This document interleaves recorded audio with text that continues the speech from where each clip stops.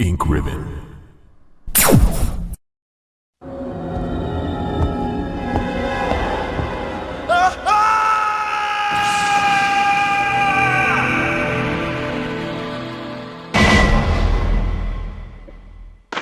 May 9th, 1998. At night, we played poker with Scott the guard, Alias and Steve the researcher. Steve was really lucky, but I think he was cheating. What a scumbag. May 10th, 1998. Today, a high-ranking researcher asked me to take care of a new monster. It looks like a gorilla without any skin. They told me to feed them live food. When I threw in a pig, they were playing with it, tearing off the pig's legs and pulling out the guts before they actually ate it. May 11th, 1998. Around 5 o'clock this morning, Scott came in and woke me up suddenly. He was wearing a protection suit that looked like a spacesuit. He told me to put one on as well. I heard there was an accident in the basement lab. It's no wonder. Those researchers never rest, even at night. May 12th, 1998. I've been wearing this annoying spacesuit since yesterday. My skin grows musty and feels very itchy. By way of revenge, I didn't feed those dogs today. Now I feel better. May 13th, 1998. I went to the medical room because my back is all swollen and feels itchy. They put a big bandage on my back and the doctor told me I did not need to wear the spacesuit anymore. I guess I can sleep well tonight. May 14th, 1998. When I woke up this morning, I found another blister on my foot. It was annoying and I ended up dragging my foot as I went to the dog's pen. They have been quiet since morning, which is very unusual. I found that some of them escaped. I'll be in real trouble if the higher-ups find out. May 15th, 1998. Even though I didn't feel well, I decided to go see Nancy. It's my first day off in a long time, but I was stopped by the guard on my way out. They say the company has ordered that no one leave the grounds. I can't even make a phone call. What kind of joke is this? May 16th, 1998. I heard a researcher who tried to escape from this mansion was shot last night. My entire body feels burning and itchy at night. When I was scratching the swelling on my arm, a lump of rotten flesh dropped off. What the hell is happening to me? May 19th, 1998. Fever gone, but itchy. Hungry and eat doggy food. Itchy, itchy, Scott came. Ugly face, so killed him. Tasty. 4. Itchy. Tasty. As you may know, there are plants that have medical effects. Since ancient times, humans have been healing wounds and diseases using various plants. In this book, we're going to sample 3 herbs that grow around the Raccoon Mountains and give their outlines as examples to those plants with medical properties. Each herb has different colors and different effects as medical plants. The green one recovers physical strength, the blue one neutralizes natural toxins, while the red herb does not have any effect by itself. The red herb is only effective with other herbs. For example, if you mix this herb with the herb that recovers physical strength, the recovery effect will be tripled. By adjusting the amount and experimenting with these 3 herbs, you can create various kinds of medicines, but I'll leave the details in your hands, because that's the best way to acquire true knowledge. My dear Alma, the fact that you have received this letter is both a joy and a sadness for me. I could not even talk to you because of that guy in the sunglasses. Alma, be calm and read this. I think I've told you that I moved to a pharmaceutical company's lab. They headhunted me. Last month there was an accident in the lab and the virus we were studying escaped. All my colleagues who were infected by the virus are dead. To be accurate, they've become living dead. They still wander around. Some of them are knocking on my room door, desperately right now. But there's no sign of intelligence in their eyes. That cursed virus takes away all humanity from the human brain. Love, joy, sorrow, fear, humor, eternally. And Alma, even the memories of the days I spent with you. Yes, I'm infected. I did everything I could, but I could only delay the progress by a few days. The most frightening thing is that I forget more about you by the day. So I choose a peaceful death, rather than become the living dead. Within an hour, I will have entered my eternal sleep. I do hope you'll understand my decision. Goodbye, and forever yours, Martin Crackhorn. 4 days have passed since the accident at the plant, and Plant 42 is growing amazingly fast. It has been affected by the T-virus differently than other plants have been and shows unique shape in addition to its size. Looking at the way it behaves, it is now difficult to determine what kind of plant it was originally. There are 2 ways in which Plant 42 gathers nutrition. The first is through its root that reaches into the basement. Immediately after the accident, a scientist went mad and broke the water tank in the basement. Now the basement is filled with water. It is easily imaginable that some of the chemical elements were blended into the water and promotes the incredibly fast growth of Plant 42. Another part of Plant 42 from the basement grows through the duct and hangs down like so many bulbs from the ceiling of the first floor. Many vines come out of those bulbs, and they are the second resource for its nutrition. Once sensing movement, Plant 42 shoots its vines around its prey and holds it. Then it starts sucking up the blood, using the suckers located at the back of its vine. It also has some intelligence. It blocks the door by twining its vines around it, especially when it captures prey or is sleeping. Several staff members have already fallen victim to this. May 21st, 1998, Henry Sarton. As I stated in the last report, there are some common features found in the cells of the plant infected by the tyrant virus. We also have found another interesting fact through some experiments. We found an element that destroys these rapidly in UMB number 16, one of the series of UMB chemicals used for that experiment. We named this UMB number 16 as V-JOLT.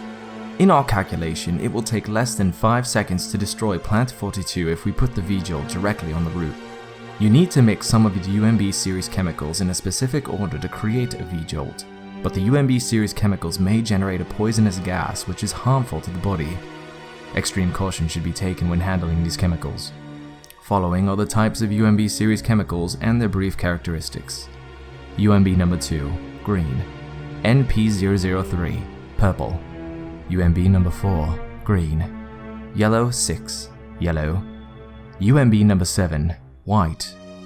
UMB number 13, blue, with a very stimulating smell. V-JOLT, UMB number 16, brown. Raccoon Times, May 27th, 1998. Animal attack, woman mutilated. May 20th. Around 10 p.m., a 20-year-old woman's body was found by a passerby on the left bank of Marble River in the Cider district of Raccoon City.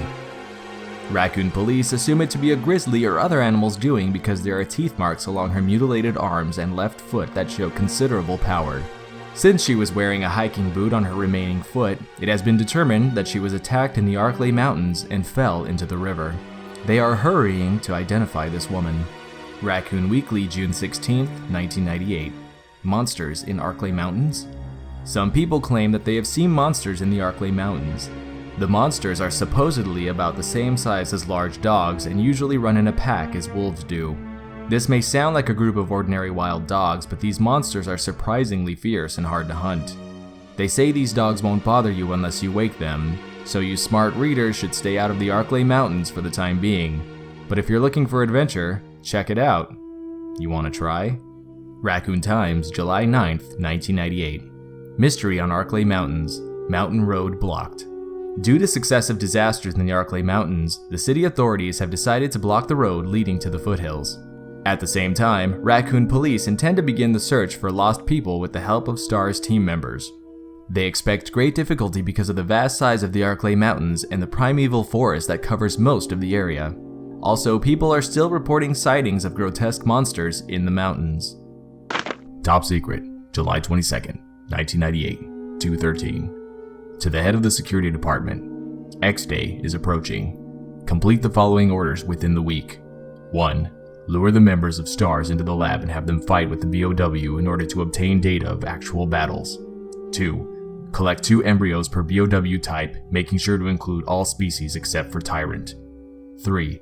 Destroy the Arclay lab, including all researchers and lab animals in a manner which will seem accidental.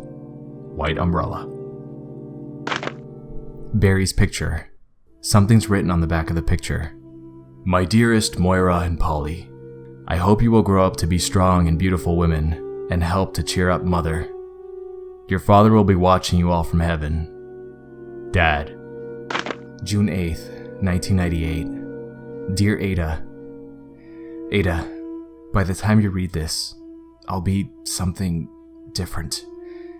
Today's test turned out to be positive, just as I expected. I feel like I'm going crazy when I think about becoming one of them. Ada, you're not infected, and I hope you never will be. In case you're the last one left, take the material in the visual data room and go to the power room to operate the triggering system before you escape. And make all this public through the media. If everything's in order, all the locks can be opened by the security system. You can access the system if you log in with my name from the terminal in the small lab and enter the password. The password's your name. To unlock the door at B2 where the visual data room is located, you'll need to access with our name first and then enter another password. I've written the code below. I'm sure you'll understand it easily. And this is my last hope. If you find me completely changed, please kill me yourself. Yours, John.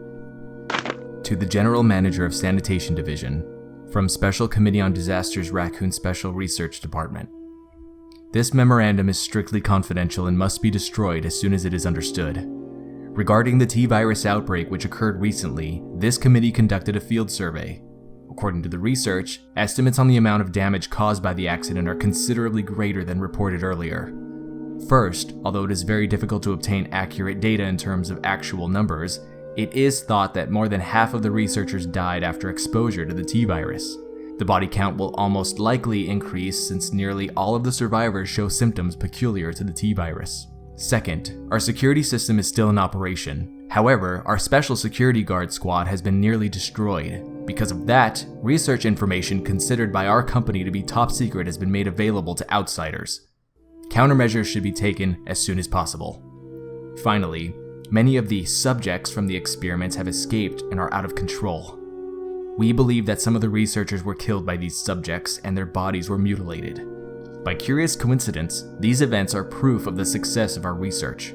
However, there is also a very high risk that this news may be leaked to the press if we don't act immediately. The condition is very serious. Our operation to cover up the situation is difficult to attain, however, we hope the problem will be solved quickly. We are especially concerned that the state police and STARS are intervening too quickly. We need to act on this situation as well. Basement Level 1, Helicopter Port. Executive and government officials only on helicopter port. This restriction may not apply in case of an accident. Passage to the helicopter. No one is allowed to enter unless they are attended by a research consultant or security director. All others will be shot on sight. Elevator. The elevator stops during all emergencies. Basement Level 2. Visual Data Room. Visual Data Room is within the control of Special Research Division. Keith Arving, the room manager, is designated to have jurisdiction over room usage. Basement Level 3. Prison. Sanitation Division controls the usage of the prison. Consultant researchers, E. Smith, S. Ross, A. Wesker, must be present if a virus is used. Triple lock door. No one is allowed to enter unless he presents all passcode documents. Passcode documents must be created on the specialized output machine by a chief researcher of each block. Power room. Only headquarters supervisors may enter. This restriction may not apply if the consultant researcher has received special instructions. Passcode output machine. No one is allowed to use the passcode output machine but the chief researchers. Basement Level 4. Top secret. Regarding the progress of Tyrant after the use of T-virus.